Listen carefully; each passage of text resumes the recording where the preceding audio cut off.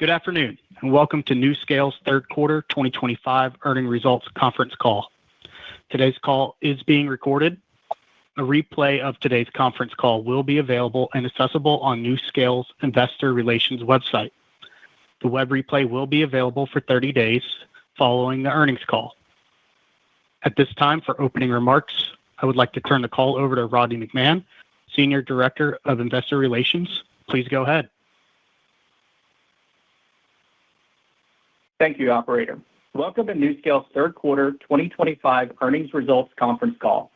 With us today are John Hopkins, President and Chief Executive, and Ramsey Hamady, Chief Financial Officer. On today's call, we will provide an update on our business and discuss our quarterly financial results. We will then open the phone lines for questions. This afternoon, we posted a set of supplemental slides on our investor relations website. As reflected in the safe harbor statements on slide 2, the information set forth in this presentation and discussed during the course of our remarks in the subsequent Q&A session includes forward-looking statements, which reflect our current views of existing trends and are subject to a variety of risks and uncertainties. You can find a discussion of our risk factors, which could contribute to differences in our expectations, in our annual report on Form 10-K for the year ended December 31st, 2024, and our quarterly reports on Form 10-Q and our subsequent SEC filings. I'll now turn the call over to John Hopkins, NuScale's President and Chief Executive Officer. Thank you, Rodney, and good afternoon, everyone.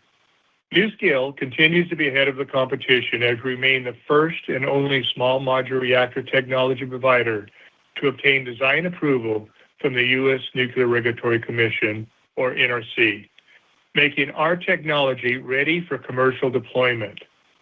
The pipeline of potential off-takers for power generated by NuScale's technology is stronger than ever, and we believe we are nearing the realization of a commitment to deliver NuScale Power Modules at scale. Now, turning to slide 3, we list NuScale's third quarter highlights, which we'll discuss in more detail in a moment. They include the recent Tennessee Valley Authority, or TVA, and ENTRA1 Energy announcement on the deployment of up to 6 gigawatts of new nuclear capacity using NuScale technology. The continued work on Florida's Phase 2 front-end engineering design, or FEED-2 study for the RoPower Dorchester Power Plant, and the critical strengthening of our cash position as we enter this vital stage of commercialization. We are excited about the significant momentum we have continued to build this quarter. Turning to slide 4, in September, our global strategic partner, ENTRA1, announced the landmark agreement with TVA to deploy new nuclear generation capacity powered by NuScale's SMR technology. This project marks the largest SMR deployment program in the U.S. history. It contemplates capacity of 6 gigawatts, which represents a total deployment of approximately 72 NuScale Power Modules and up to 6 ENTRA1 energy plants in the TVA territory, which covers all of Tennessee, portions of Alabama, Mississippi, Kentucky, Georgia, North Carolina, and Virginia. To put it in perspective, that is enough electricity to power the equivalent of the entire Dallas-Fort Worth metropolitan area. NuScale is excited to support the development of new nuclear generation capacity in the U.S. in partnership with ENTRA1 and TVA. Additionally, just last week, the White House announced it will mobilize up to $550 billion in public and private sector investment to expand critical energy infrastructure and strengthen supply chains under the newly signed U.S.-Japan Framework Agreement. As part of this initiative, ENTRA1 is positioned to receive up to $25 billion in investment capital to develop a fleet of power plants utilizing baseload energy sources, the only developer that was included in this framework. The program will serve fast-growing energy demand for AI data centers, advanced manufacturing, and national defense, while creating thousands of high-quality American jobs and reinforcing U.S. energy independence. We anticipate the first ENTRA1 energy plant to deliver power to TVA as early as 2030, with additional plants phased in as demand grows. Before moving on, I want to take a moment to further highlight our relationship with ENTRA1. For over 3 years, we have been working with ENTRA1 on the deployment of our SMR technology, and with this historic TVA announcement, as well as the U.S.-Japan Framework Agreement, our commercialization strategy is starting to resonate. This is a pivotal time for the nuclear sector, driven by favorable regulatory policy and increasing power demand. As that demand for reliable, always-on, and carbon-free power grows, we believe our partnership with ENTRA1 enables off-takers to benefit from nuclear power without taking on plant ownership or operational risk. We believe that benefit, combined with our supply chain readiness and being the only company with NRC-approved SMR designs and modules currently in production, uniquely positions NuScale to meet this important moment. In conjunction with the TVA and ENTRA1 announcement, we entered into a Partnership Milestone Agreement, or PMA, with ENTRA1 to accelerate the commercialization of our SMR technology as outlined in Slide 5. Under this agreement, NuScale will provide milestone-based payments to ENTRA1 as projects advance through key stages as outlined here. As it relates to the PMA, Milestone 1 was met on September 2nd, 2025, when the agreement was announced. Ramsey will discuss this milestone later in the call, but I want to take a moment to explain a little bit more about the milestone payment structure. These payments reflect project costs that NuScale would typically incur later in the process, such as development, project management, and other services. By accelerating these payments, we are helping ENTRA1 reach key milestones more quickly, unlocking financing and speeding up construction. We believe this upfront commitment secures NuScale's technology as the foundation for the largest planned SMR program in U.S. history, with a marquee energy off-taker in the form of TVA. As we lay out Slide 6, establishing a PMA was a strategic decision to catalyze commercialization, motivate our supply chain to invest, facilitate multiple projects, and accelerate the deployment of NuScale's technology. Looking ahead, this model is designed to be repeatable and scalable. We'll discuss specifics in a moment, but it's important to note that our PMA with ENTRA1 is a template for additional projects, both in the U.S. and globally. And since the TVA and ENTRA1 announcement, we collectively have seen a strong uptick in interest from other potential off-takers who want to deploy SMR solutions, as well as from our supply chain partners eager to support the commercialization of our technology. Turning to Slide 7, with the 77 megawatt uprate now successfully approved by the NRC, our regulatory license affair team has shifted its focus to the Combined Operating License Application, or COLA, management process to ensure the effective commercial development and deployment of NuScale's SMR technology at multiple ENTRA1 power plants. For background, the COLA builds on the NRC approval NuScale already has, but is submitted by the customer and includes site-specific information. It is an integral step in bringing full-scale commercial nuclear power plants that will provide safe, scalable, reliable, and carbon-free power to market. We believe no company is more familiar with the licensing process for SMR technology than NuScale. Not only do we have an in-depth technical knowledge of SMR plants, but we have over 10 years' experience successfully navigating regulatory licensing processes and proven pre-application NRC engagement strategies. We believe this expertise makes NuScale uniquely qualified to lead COLA development, and we are eager to take this next step towards deployment. Moving to Slide 8, NuScale continues to work with Fluor to support RoPower's goal of developing and deploying the first SMR power plant in Romania at Doicești, the site of a decommissioned coal-fired power plant. While the coal plant itself is now entirely removed, supporting infrastructure such as roads, switchyard, and grid connection remain intact for repurposing as RoPower works towards deploying nuclear capacity. The project continues to generate revenue and positive cash flow for NuScale in connection with the Fluor-led FEED 2 study. As this critical work on the RoPower project continues, we're also working with Fluor to obtain their input for a final investment decision expecting in late 2026 or early 2027. Before I hand it over to Ramsey, I want to take a minute to comment on the market tailwinds we see for NuScale.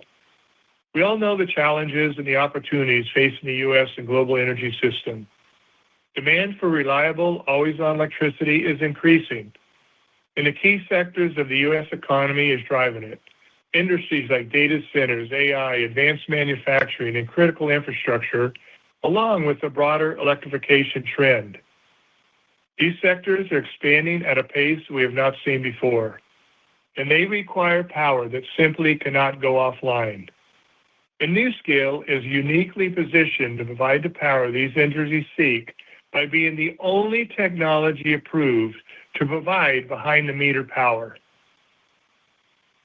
At the same time, the U.S. is focused on strengthening its energy independence, ensuring grid stability and supporting economic growth in regions that are attracting new investment and high-value jobs. Utilities and industry leaders are looking for solutions that deliver on reliability, scale, and long-term value. We believe NuScale's SMRs can deliver on these needs. The project involving NuScale, Inter1, and TVA demonstrates this. And that is why it is so significant, not just for our company, but for the entire nuclear community. And NuScale, as the leader in this space, could not be better positioned to meet other off-takers' needs, both in the U.S. and around the world. Now over to Ramsey for the financial update. Thank you, John, and hello, everyone. Our financial results are available in our filings, so my focus will be on explaining major line items, which can be found on slide 9.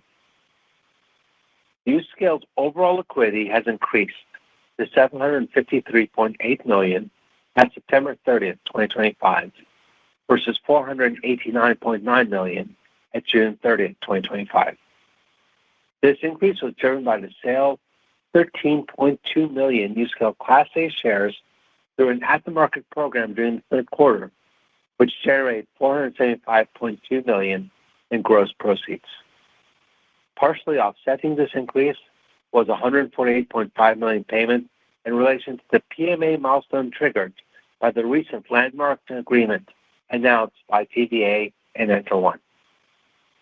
NuScale reported revenue of $8.2 million for the quarter ended September 30th, 2025, compared to $500,000 during the same period in the prior year. This increase was primarily driven by fees received for services we provided for during the quarter in support of the RoPower project. I will conclude my remarks with a brief overview of our capitalization summary, as shown on slide 10, and an overview of the recent agreement between Fluor and NuScale, which allows a structured orderly monetization of Fluor's investment in NuScale via open market transactions and subject to certain agreed-upon restrictions. Under the terms of the agreement, Fluor may convert all its NuScale Class B units into Class A common stock through a controlled program intended to preserve the fair value of NuScale's equity during the process.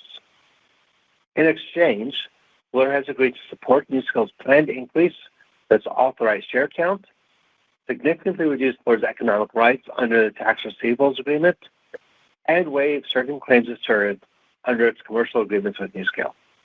With that, I'd like to thank you again for joining today and for your continued support of NuScale. We'll now take questions. Operator? Thank you. We will now begin the question and answer session. If you'd like to ask a question, please press star then the number 1 on your telephone keypad to raise your hand and enter the queue. If you'd like to withdraw your question at any time, simply press star 1 again. Thank you. Your first question comes from Derek Soderberg with Cantor Fitzgerald. Your line is open. Hi, this is Drew Nordquist calling for Derek. Thank you guys for taking questions. I have 2 questions. First is regarding your supply chain. I saw that Doosan signed an agreement to deliver 4 Westinghouse AP100s for a different company. I'm just wondering how that's going to impact your ability to secure supplies. No, our relationship with Doosan is we communicate almost every other day. Doosan has come out and publicly stated they have the current capacity of producing 20 NuScale Power Modules per year and looking to expand that as needed. So they have a huge facility, so it's not just limited to NuScale, but we have the focus that they have on the NuScale modules is dedicated to NuScale. Thank you. And then you briefly mentioned the U.S. and Japan agreement. Can you just go into a little bit further detail on that and how it affects you guys? Sure. Look, I think what we can surmise from that, which is an absolutely incredible achievement with ENTRA1, is that we were named.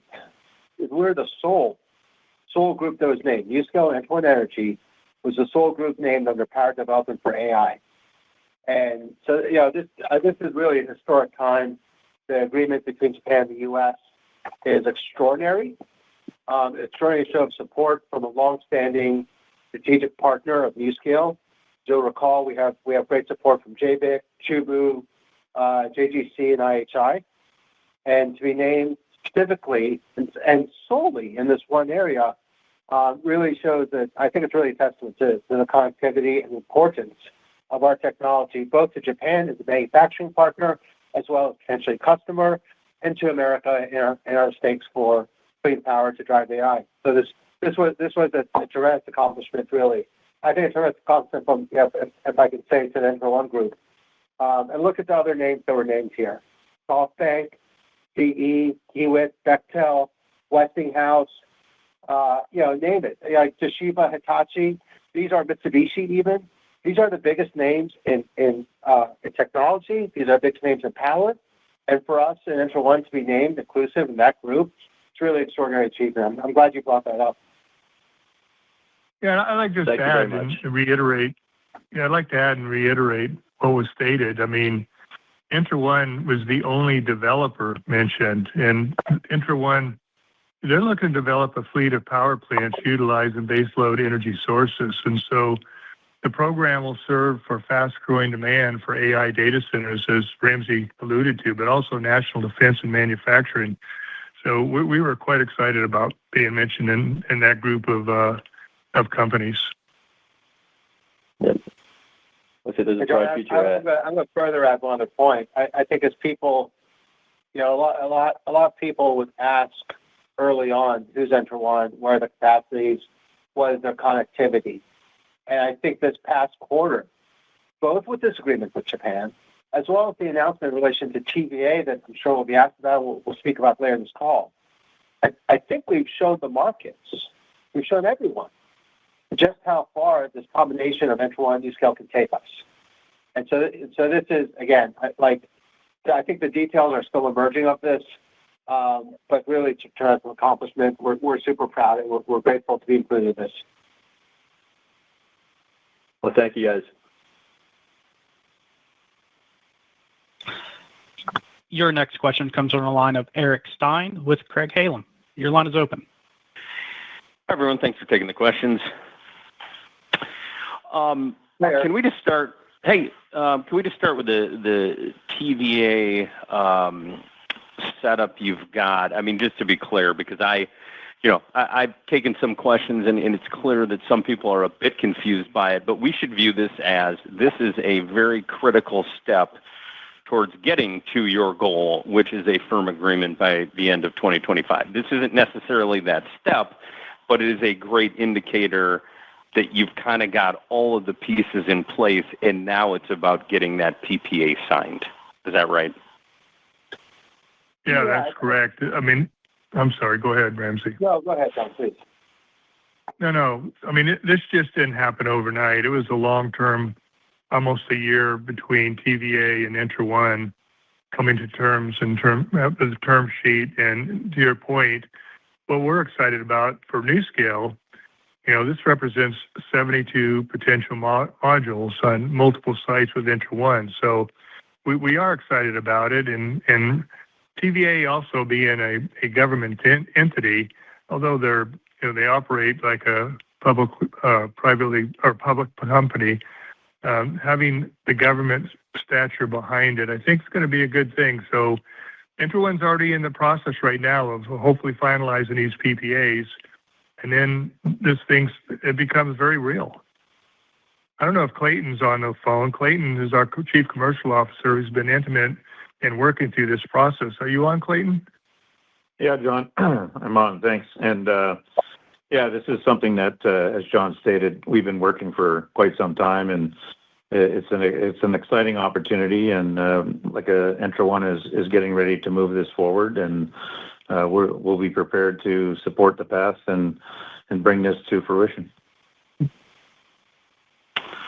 Got it. Very exciting, no doubt. So we'll stay tuned on that. And then maybe just on the agreement that you announced today with Fluor, just on the monetization. In there, you talk about that waiving certain claims related to commitments. Can you just talk? I mean, does that change at all? Or signal something on Fluor's commitment? Is it unchanged, or is that, maybe opening it up that you can work with Fluor and you can work with others?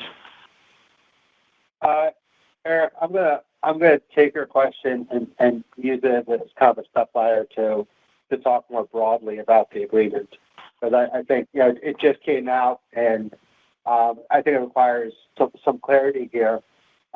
Think of two ideas. The first is there's a natural maturation of NuScale. All right, essentially, we're a technology company. We don't develop projects. ENTRA1 is a project developer. They're an exclusive commercial partner. They're a strategic partner. And Fluor is an EPC company. I think strategically, for an EPC company to have such a heavy investment in a pure tech company, it may not align fully with an EPC company shareholders. And there's a natural maturation for Fluor's investments. They've been an investor for a very long time. NuScale has grown significantly. At some point, I think we're north of 80 or 90% of the market cap, I believe. And look, we're all market savvy here. We understand that different investors have different objectives. NuScale investors have seen, like a 15x return since our lows over the past 2 years. Amazing. An EPC investor doesn't necessarily look for that sort of risk return profile. So, I think it's natural for Fluor just to see a maturity of their investment. It's not a loss of support. It's not breaking the relationship. We make connectivity with Fluor. We still provide engineering work to Fluor. Fluor still sits on the board. ENTRA1 still has had decades of experience with Fluor. So we just, we designed a framework where Fluor will change and monetize in like a very deliberate, very orderly manner. We're working together, the program structure to have minimal impact. Even Fluor is a shareholder, so we expect, Fluor has decided as well as we have to have minimal impact on the market. And then the idea of like the reduction of economic rights is value delivered to our shareholders because there are economic rights under the B units. And Fluor has agreed to give some of those up. So that's a win for us. And certain rights relating to commercial agreements with NuScale, I think it just, it is a release of certain obligations of NuScale in relation to some EPC work. But again, as we've evolved, we're not really developing projects. So it's just a logical outcome of this. No, that's great. I mean, that's kind of how it read, but just wanted to confirm. So I appreciate it. Thank you. Yeah, thank you. Your next question comes from Leanne Hayden with Canaccord Genuity. Your line is open. Good afternoon, everyone. Thanks so much for taking my questions. Just want to follow up on the ENTRA1 TVA agreement discussed prior. What do you view as the gating factors to ENTRA1 site evaluation or construction permit NRC application? Well, I think one of the John, I think one of the benefits of working with ENTRA1 and TVA is, they clearly have a number of sites that have gone through previous preparation approvals and early site permits. So that falls in well with the strategy of focusing on tier one sites to move forward. So I think the evaluations that I've seen and participated with Entra1 and TVA, that we have a clear view on which sites make sense to progress, and the benefit is that TVA is well suited to support that. Okay, thank you. And to the extent that there are any limitations on your ability to raise incremental equity given the monetization agreement with Fluor, how do you anticipate meeting Entra1 milestone payments? Brianna, hi, this is Ramsey. How are you? I'm good, Ramsey. How are you? Good, good. Look, I think as we've demonstrated, even during the quarter, we were able to raise a fair amount of cash from the markets, a sensible amount of cash, I should say. Ending the quarter, it's over $750 million worth of cash. The restrictions that we put in terms of our ability to raise funds are in line with our budgeting, and they're in line with our objectives to support shareholders, ensure that there's not selling pressure in the market that is excessive or that starts to distort market pricing. So we've taken a very careful consideration of what the milestone payments are, when we anticipate to receive them or to pay them, and our funding and liquidity needs. There's been a lot of work that goes in behind that. Understood. Thanks, everyone. Thank you. Your next question comes from Joseph Osha with Guggenheim Partners. Your line is open. Hi there, guys. Thank you for taking my question. I was wondering if we could return to Entra1 a little bit. Obviously, Wadi Habush and Robert Farty are very well-connected guys and done some digging there. But I'm trying to understand it. Has Entra1 ever built or owned or operated anything? And if they haven't, I guess where are the boots on the ground going to come from? Because it looks, all respect due to these guys, they're very well connected. There are pictures of them with Trump and so forth. But I'm trying to understand where the actual operational capabilities and history of Entra1 are. Thank you. Yeah, I can start. They're an independent global energy company, and they have, to your point, over 45 years as a Bush Group, years of experience delivering large-scale energy and infrastructure projects worldwide. In fact, part of the due diligence we went into the program was looking at their extensive knowledge of building coal-fired plants, combined cycle plants. So they've had a lot of. It's a family name, but it's not well known in an industry. But they've had significant experience in building these plants globally. And you've been working pretty closely with them, Clayton, and you were part of that due diligence process. You have anything else to add? I mean, they've built a lot of plants. They've also done a lot of large-scale infrastructure projects globally. They have the ability to ramp up and bring in significant partners. Their relationships are far and wide, not just from a political perspective, nor on the financial side. They're certainly tied in the infrastructure companies, and they had Cogentrix one time prior to them divesting it. So they have a lot of experience, in my opinion, as far as building infrastructure and ramping. So they've done a lot of diligence on the technical side and on the construction side, and we're quite confident that they will be ready to promote these plants and move them forward. Yeah, you made a good point, though. Can I follow up here? It sounds to me like you're talking about Habush Group, which is fine. There's no information about any projects on Entra1 that Entra1 has done at all. And if it's Habush Group, that's fine. That's a big company, and they've done a lot, and that's great. Are you telling me that Entra1 has built and operated projects? And I guess it's still what? Because there's no information about any of them on their website. Guys, let me, if I may. Yes, we are talking about the principles of Entra1 that have developed projects. Right, Entra1 is really set up. Entra was set up for the purpose, energy transition. That was the focus of the company. And so, I would shy away from the idea that Entra hasn't developed, for example, an SMR project, because nobody has. I'd shy away from the idea that Entra may not be able to build power plants, because Entra doesn't pour concrete, and they're not operating yellow trucks, right? Entra is hiring the biggest CPG companies and construction companies with experience in energy and infrastructure to do this work. They're a developer. It's not like they're not out there building the power plants.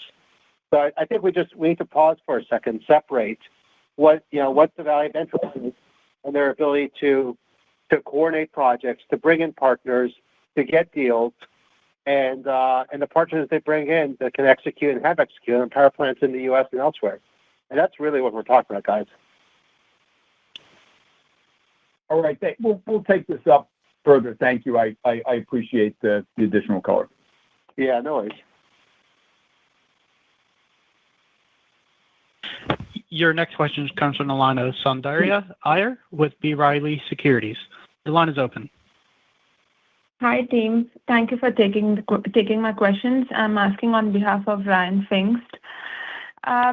So my first part would be like, what's your confidence level that we see a binding agreement with TVA in the near term, and what has to be done for that to happen in the near term? And secondly, is TVA agreement is the main one what we are looking for as a firm order, or is there a possibility that we could see another agreement jumping in line? I'll let you handle this one. Well, I think there's limited information we can provide on the details of where they are contractually, but we're very confident that things will move forward in a timely manner, and we're excited about it.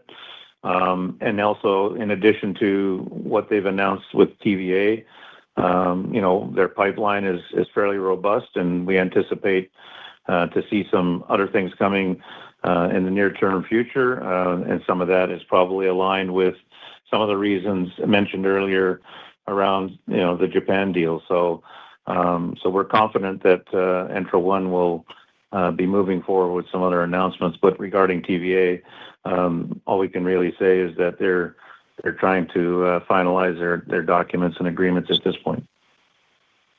Yeah, there was a few weeks ago, we had it was at the Combined Nuclear Energy Institute, American Nuclear Society. There was about, 1,600 people there. And we were on stage with the CEO of TVA, Don Mall, myself, and the CEO of Entra One.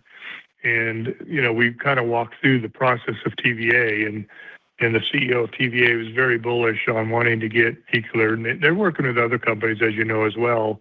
That bottom line, we're still the company that's near-term deployable. And we can, in fact, we are the only company that can do behind the meter, and we've gone through the NRC process. So if you want to expedite, and if this administration wants to move quickly, it's with NuScale.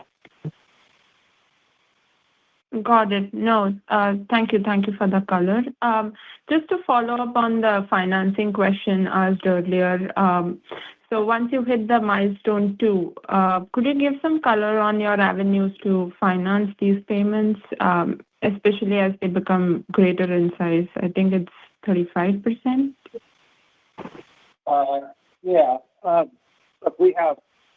We have a number of avenues to finance the payments. We have cash on hand. We have capital markets activities, and it is our expectation that soon we'll have revenue producing activity. And so I don't think we're very concerned about the ability to finance this. I think for us, it's more the idea. Look, the overall idea isn't how we finance the partnership milestone agreement. That I think we can see a way to, and people who follow us, who understand our movements in the market, who see our capacity to raise funds, understand that. I think the important part of the partnership milestone agreement is that this is a catalyst. The money that we're investing here is a catalyst to commercialization. This is pushing projects forward. And so, how do we fund the PMA payments? Well, it depends how many SMRs are in a PMA. If it's 12 or it's 24, the maximum within bucket before this moves to OEM is 24. Can we fund the 24? Yeah, we can absolutely fund it. We can fund it off our balance sheet today if we want to. No, yeah, that makes sense. Thank you, guys, and wish you luck. I'll turn it over. Thank you. Thank you. Your next question comes from Dimple Gosai with Bank of America. Your line is open. Thank you. Good evening, team. Could you please help provide some clarity on how many of those 6 gigawatts under TVA are likely to reach a binding milestone under your partnership agreement? And what are the expected timing and economics for NuScale? And then the second part to that is, have any payments been made today to recognize, and how do you envision recognizing revenue and cash from Entra 1 milestones across 2026 to 2028? Thank you. Clay, you want to take the first part of that? I'll take the second. Well, I didn't understand. I didn't catch the very first part. So, how many of the six projects do we hope to achieve with TVA, and what time frame? I think the answer would be all 6. Yeah, correct. Time frame.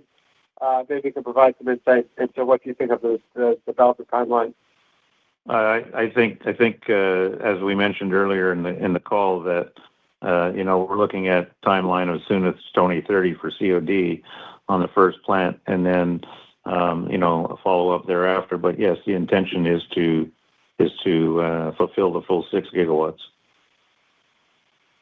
Yeah, and don't forget, we've already got 12 modules under production for the first plant, which is, hopeful by the end of the decade will be COD, as Clayton said.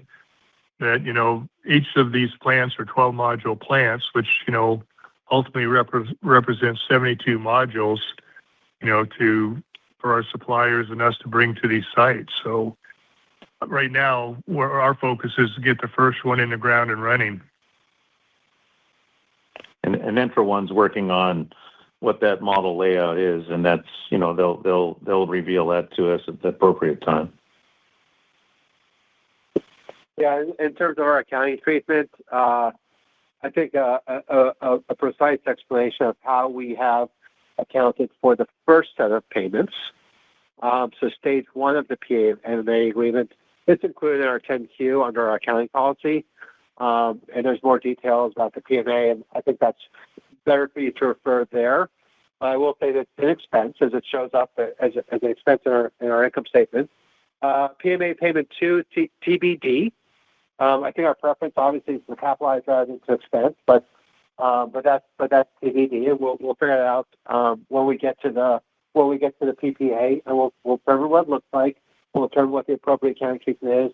I think on the third stage of the milestone payments, the OEM agreement, I think we're fairly certain there of our ability to capitalize those expenses, which will then be deducted from future revenues. But again, I would refer you to the Q to just take a look at our accounting policies and how we've analyzed the first PMA payments. Terrific. Thank you. Your next question comes from the line of Brian Lee with Goldman Sachs. Your line is open. Hey guys, good afternoon. Thanks for taking the questions. Hey Brian. Hey, how's it going? I know a lot of questions around this, Entra 1 TVA. So apologies in advance because I have a few more. So the agreement here is targeting 6 gigawatts, and it looks like based on the first milestone payment you made this quarter, you're targeting the full 6 gigawatts. As you mentioned, during part of the call, TVA is looking at other options across the nuclear technology spectrum. I won't name the names, but it's been in the press. And so if TVA decided rather than doing 6 gigawatts, they want to do, I'll just throw a number out there, 1.5 gigawatts, 1 gigawatt with NuScale MPMs. do you get that money back from ENTRA1, or does it roll over to another development? Like you're paying basically for 6 gigawatts on a non-binding basis, but what happens if they never take that to fruition and get to PPA on the full 6 gigawatts? Yeah, Brian, it's a great question, and so the payments would roll into the next project that those term sheets not materialize into a PPA agreement. It's not like it's money out the door, it's money gone. That money kind of stays in the system. And I think another important concept here is that once we start the machine, and once you have continued movement from term sheet to PPA to OEM, as we expect, as we commercialize, as we scale up, you'll start to see those payments kind of rolling through, and they'll almost become self-funding through projects. Because that's really what it is, Brian. It's like we develop a technology, we manufacture, an SMR. ENTRA1 is a wholesale distribution partner, and they place those SMRs into projects. And so these PMA payments, these are all just baked into the business plans, baked into the economics. Really, this is a question of timing for us, rather than a question of absolute financial impact. So by forwarding the timing of some of those payments, by forwarding that to ENTRA1, it allows them to commercialize faster, allows us to catalyze this progress, this great momentum that we have. And ultimately, we say this firmly, we think this is in the best interest of shareholders to push this forward. Yep, understood. Makes sense. Second question I had was just, Ramsey and Clayton, I think you guys have spent a lot of time on this call, talking about ENTRA1 and articulating why that's the right partner, the right approach to go to market, and then also on the financial terms, lots of commentary around how the payments work and having the funding in place to be able to satisfy the milestone payments all the way through PPA. I guess the big question that we all have on our mind is, when does NuScale get paid from ENTRA1? And I would presume it's at PPA, but if you get to PPA on the 6 gigawatts, based on, again, you said it's in the queue, there's over $3 billion of payments you will have paid to ENTRA1 over the course of all these milestone payments to get to PPA. So my simple question would be, when you get to PPA and you get into an equipment agreement with them, do you anticipate you'll get $3 billion on day one to pay that money back, or is that a ratable revenue rec over multiple years where you still don't accrue $3 billion plus that you spent with ENTRA1 until year, pick your number, T plus, I don't know, but just can you give us a sense? I understand the milestone payments, that's specified in very clear detail. How are you guys going to monetize this, and what's the timeline for at least recapturing the $3 billion plus you would have paid to ENTRA1 by that point in time? Yeah, Brian, I'll give you a partial answer, and maybe Clayton can hop in as well. I think the example of getting 6 gigawatts worth of SMR orders immediately or within a very short period of time, aspirational, incredible, probably not a likely outcome, even just given supply chain and capacity constraint, our ability to deliver SMRs. It's not to say that we don't expect to get every single one of those, and we hope to, but it's not going to happen all at once. When we talk about the PMA payments, I think that we can discern between some of the early stage PMA payments, like the term sheet and term sheet and PPA, versus the OEM payment. And I think on the OEM payment, that will be a net cash positive for NuScale, because as money is owed in relation to an OEM contract that we receive, the final stage of that PMA in relation to an SMR, we also receive money for production. And so I would kind of cut in half what we anticipate the actual cash out, because we anticipate netting a third milestone payment.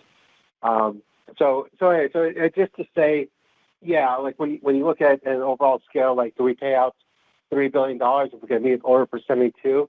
Probably not, because we do think that there's an effect on the third payment, and we think that the orders will come in stages, Brian. As I said, once that engine starts running, once we start moving projects through the pipeline, SMRs through the pipeline, those PMA payments will become self-funding. Okay, understood. We'll follow up on that. Was that clear for you? Yeah, no. I mean, we're all searching for more details, but we'll take some of this offline. Thank you, Ramsey. Sure, of course. Your next question comes from the line of Mark Bianchi with TD Cowen. Your line is open. Hey, thanks. I guess, and you kind of talked about this earlier and then mentioned it in the conversation just now with Brian, that like the first projects that move towards this next milestone of a PPA wouldn't be the full 72, but maybe it's 12 or 24 modules. And I mean, first part is maybe just correct me if I'm understanding that incorrectly. And then the real question is, how does Entra1 anticipate entering into a firm PPA agreement with TVA if the cost might be a bit of a moving target? How do they? That's a kind of a classic challenge with all of these first of a kind projects. So I'm just kind of curious how that's being addressed. Clayton, I'll let you or John take that one.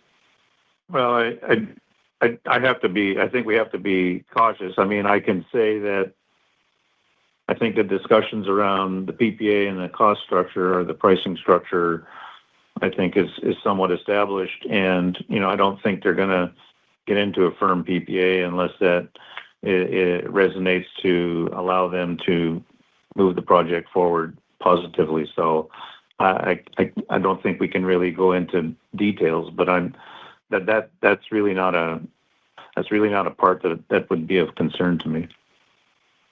But Clayton, does that mean that there needs to be, a long series of front-end engineering work to kind of clearly identify that cost to give certainty and comfort to TVA as an off-taker, and to Entra1, who would be presumably taking the risk if there is a cost overrun? I think all of that is kind of factored into the final net number, on the cents per kilowatt. But I think yes, they're all contributory, but I think they've all been kind of identified from what I can understand. Gotcha. Okay. And then the other one I have was just on RoPower. So, still looking for end of 26, early 27 for an FID. Are there going to be any interim updates on that project as the FEED study progresses? Is there anything that we can look out for on the horizon that would, be an intermediate update? Yeah, we talk to RoPower, Mark, almost once a week. In fact, I was just talking with the CEO of Nuclear Electrica, who RoPower comes under. So, as you remember, we're a subcontractor to Fluor on this. We're doing the FEED phase 2 right now. They're paying us. We got our licensing payment. They're looking at FTMP, final notice to proceed, towards end of 2026, 2027. So we'll definitely keep you updated as this project goes along quarter by quarter. Right.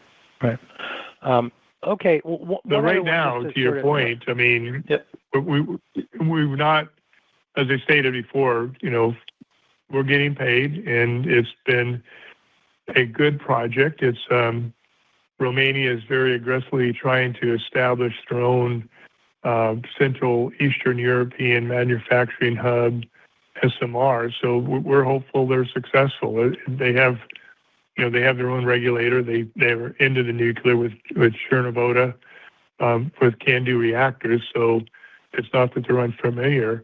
It's we're hoping they can get the funding necessary to carry it on to, the final phases of projects. Yep.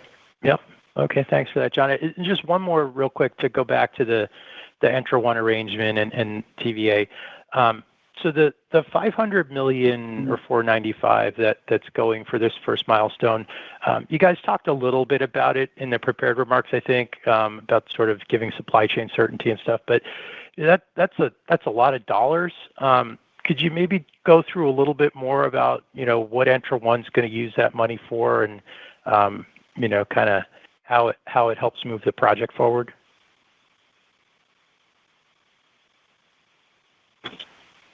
Sure, I can answer that. I think the short answer is that Entra1 pushes that money into project development. I don't have a source of uses to share, but we know that Entra1 has pushed forward with this term sheet. There's 6 projects to develop. There's sites that have been named. There's early work to be done. So a lot of that just goes into catalyzing the commercialization of our technology. I mean, it's not. We're not sitting there and we're not sitting there and kind of taking like a fine-tooth comb to the spend, except that the spend is towards projects. It's towards the development of our projects, and I think this is the most critical thing for NuScale is to forward these. Right? We know that Entra1 has done a lot of work here. They put a lot of effort into these projects. They continue to put a lot of effort. First dollars in are very, very difficult and very challenging to get, and this is supporting of the commercialization. I think that's, and so you've developed more nuclear plants than I have, so you probably can articulate how what the early development looks like better than I can on this one.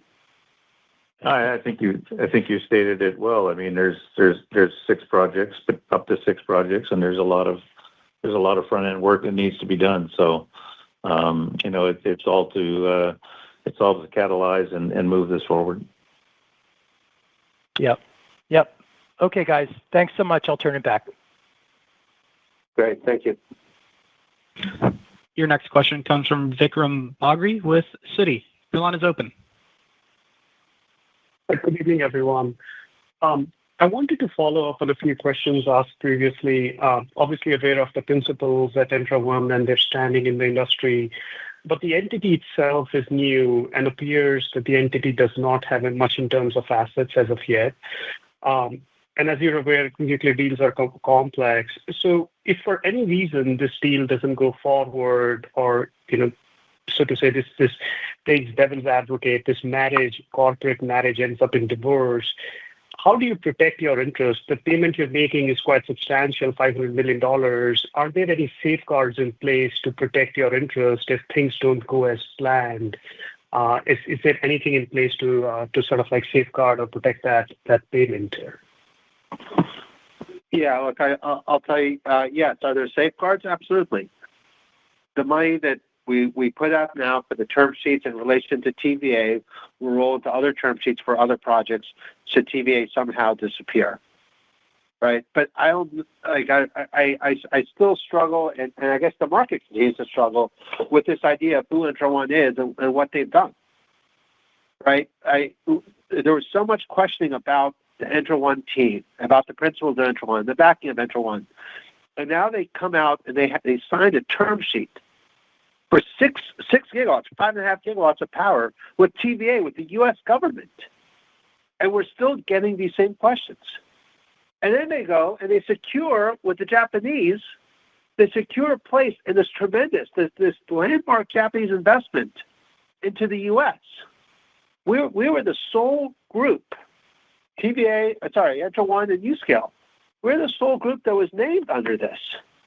Right? There's one like number 2. If you look at this joint fact sheet, number 2, power development for AI, NuScale Entra1 Energy. At what point, and I'm asking our analyst group collectively, at what point do you stop doubting this partner? When the TVA, 6 gigawatts, a term sheet signed, a place with the Japanese government, named for investment. Let's come back to reality, guys. We picked a partner. We picked an amazing partner. The partner has delivered and is delivering, and yet we're still questioning what if. We're committed to the partner, and the partner has done a great job. I think we need to recognize that. Sure, obviously. I'm asking because it's just good corporate practice to protect your interests and put safeguards in place. But I get the point. The second question I have is, I was wondering, you're targeting a deal by year-end. Does this deal with TVA meet that commitment to, sort of deliver a deal by year-end, or should we look out for something else? Thank you.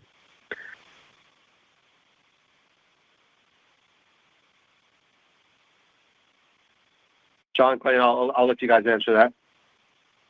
I didn't hear the part of the question. It was muffled. I was asking you were targeting a deal by year end.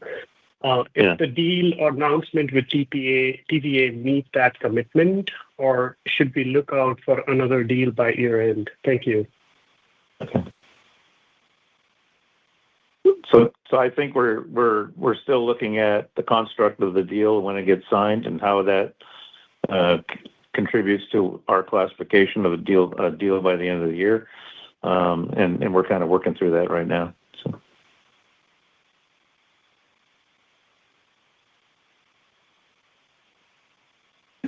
Your last question comes from the line of Moses Sutton with BNP Paribas. Your line is open. This is Joe Nussbaum on for Moses. Thanks for taking my question. Within the PMA agreement, we see a 5% annual escalator on new milestone payments, and in our math, that increases the all-in payment per project from 600 a kilowatt to up to 1,200 a kilowatt by 2040. And while it may be premature to think that far out, can you confirm this escalator point, and how do you weigh it against pricing your modules? Will you keep pricing stable near term to maybe incentivize module orders? Or should we assume you increase ASPs in tandem with milestone payments? Thank you. I'll weigh in, and Clay, you can as well. I think projecting out to 2040 is probably a bit of a long projection in relation to where we're selling modules for. I think the escalation is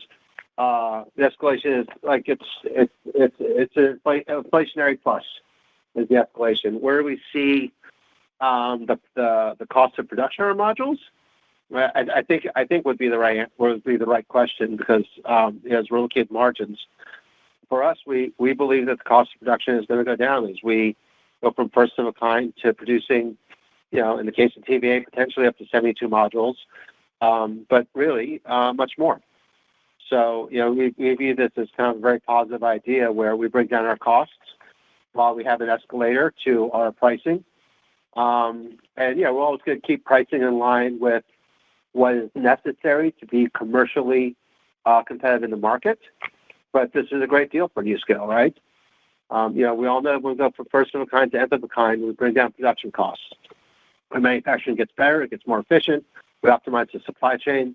So I think that was a big win for us.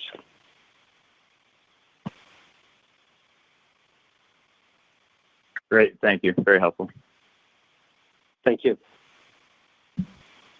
Thank you. And with no further questions in queue, I would like to turn the conference back over to John Hopkins for closing remarks.